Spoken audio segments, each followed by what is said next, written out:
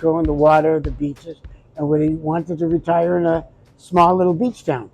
Turned to each other one day and went, all right, now what are we supposed to do?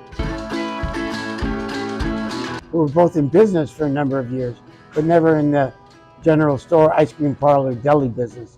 And a couple months later, we just turned to each other and said, let's do this.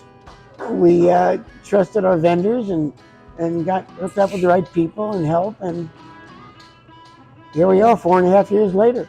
Got to find the right group of people to work with, because a lot of people don't come through.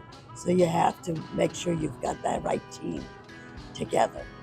So I think we found a good team that worked with us and helped us. Right. I think in getting started, when you start a small new business, you want to have 2 years of savings or money in the bank.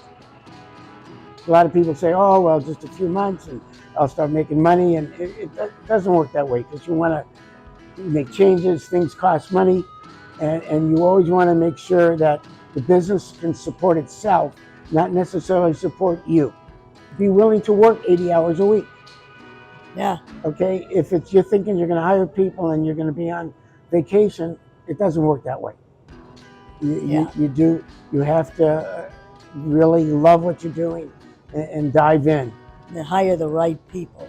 You hire the right people eventually when you can afford it. Start hiring. I want to hire college kids. Reach out to the University of West Florida. I always recommend using college students or the resources of a university. And through that, they recommended the SBDC, and they're very supportive. And finding the SBDC in your local area is helpful. Get involved in the community, which is what we've done here, giving back to the community and society. As in, we have a soda company here called Jerk Soda. They make the soda, we buy it. There's the East Hill Honey, another local company. We have our coffee, DeLuna Coffee, local company. And you're giving back and supporting Pensacola and the Pensacola business. And, so that's another way to go if you can, if you're in that position. That's how a town embraces you. When you get embraced by a town, then they want to give back. Yeah, we got a new award. I can't believe it.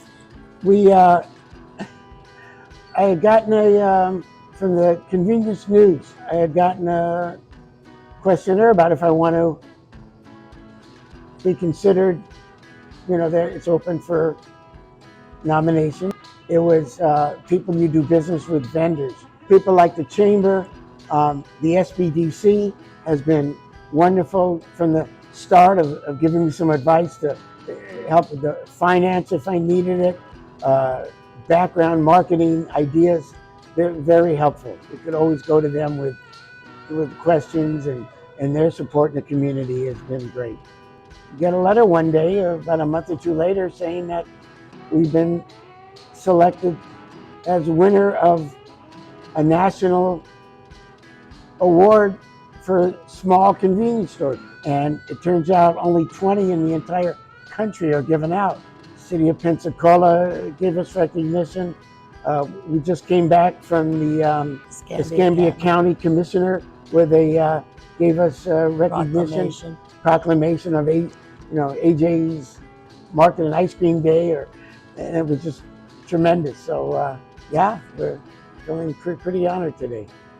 Kind of a joke where I say, if we don't have it, you don't need it. We have a lot of people from hotels and around the country, around the world, who come to Pensacola. And people are recommending us. Of course, we're a full-service ice cream parlor. Hot fudge sundae to a float to scoops.